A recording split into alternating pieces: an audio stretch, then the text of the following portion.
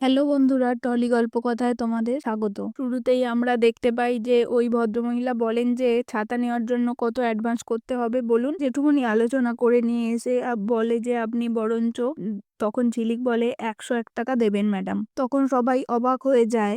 আর তখন ঝিলিক বলে যে 101 টাকা দিয়ে আশীর্বাদ করে যাবেন, এখন আর অ্যাডভান্স লাগবে না। তখন উনি ঝিলিকের হাতে 101 টাকা দেন আর ঝিলিক তখন ঠাকুরের কাছে সেই টাকা রেখে দেয়। আর অন্যদিকে পিসিমণি পিয়ারকে ফোন করে বলতে থাকে যে ছাতার অর্ডার চলে এসেছে, এরপরে তো তাহলে আরো বেশি অর্ডার আসবে। তারপর পিয়ারকে গোড়াকে বলতে থাকে 500 অর্ডার চলে এসছে ওদের, এটা আমার কাছে খুব খারাপ খবর আর এই অর্ডারটা আমাদেরকে আটকাতেই হবে। তারপর গৌরব ঝিলিককে বলে 500 ছাতা আর মেটেরিয়াল কস্ট তুমি কত জানো? তখন ঝিলিক বলে যে না, আমি জানি না, তবে আমি ব্যবসা করতে গেলে যে দুটো সেটা আমি জানি, ভালোবাসা আর বিশ্বাস, সে দুটো আমার কাছে আছে। তখন কর্মচারীরা বলে মেয়েরা যখন অর্ডার নিয়েছে তখন আমরা সারা রাত ধরেই কাজ করব, আমি বরঞ্চ ধারে বলে দিচ্ছে সে সব ছাতা জিনিসপত্র দিয়ে যাবে। তখন জানা যায় যে বাসু সে তখনও ওখানে আসেনি। তারপর গার্গী বাসু কাকাকে ডাকতে যায়। ইয়া ঝিলিক আলোচনা করে যে গার্গী যদি গিয়ে দেবাকে চিনতে পেরে যায়। ঝিলিক আখিকে জিজ্ঞাসা করে দেবা আসেনি কেন, বলে যে ওর গ্যারেজে একটু কাজ ছিল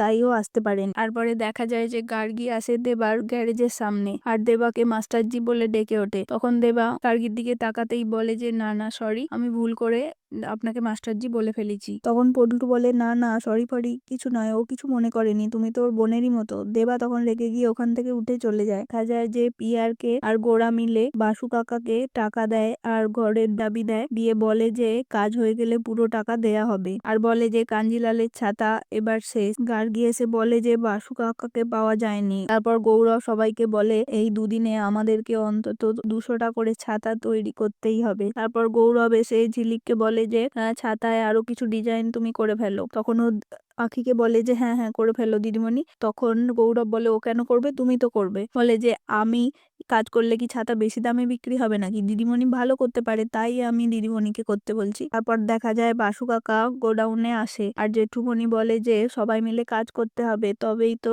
তাড়াতাড়ি অনেক বড় অর্ডার তোলা যাবে। তারপরে দেখা যায় গৌরবের মা এসে খাবার দিয়ে যায় আর আখি বলে যে আমি এখন খাবো না। দেবাকে জিজ্ঞাসা করে যে তুমি খেয়েছো, তুমি না খেলে তো আমি খেতে পারছি না। তারপরে কাজ করতে করতে অনেক রাত হয়ে যায়। ঝিলিক আঁকিকে বলে এত রাতে একা একা ফিরবি, আমার কিন্তু খুব চিন্তা হবে। আঁকি তখন বলে যে না না, দেবা তো নিতে আসছে, আমি দেবার সাথে যাব। তারপরে দেখা যায় যে বাসু কাকা তার গোডাউনের দিকে আসে। অন্যদিকে দেখা যায় যে আখি একা একা হেঁটে আসছে আর দেবা বাইকে করে তাকে নিতে আসছে। তারপর তার হাতে টিফিন বক্সটা দেয় আর আখি দেবাকে বলে তুমি খাওনি। দেবা তখন বলে ঝিলিক ফোন করেছিল, সে বলল যে তুমি নাকি খাওনি, আমি চাই না আমার জন্য কেউ না খেয়ে থাকুক। তাহলে বন্ধুরা, আমার ভিডিও যদি ভালো লেগে থাকে তাহলে প্লিজ সাবস্ক্রাইব আর লাইক করো। ধন্যবাদ।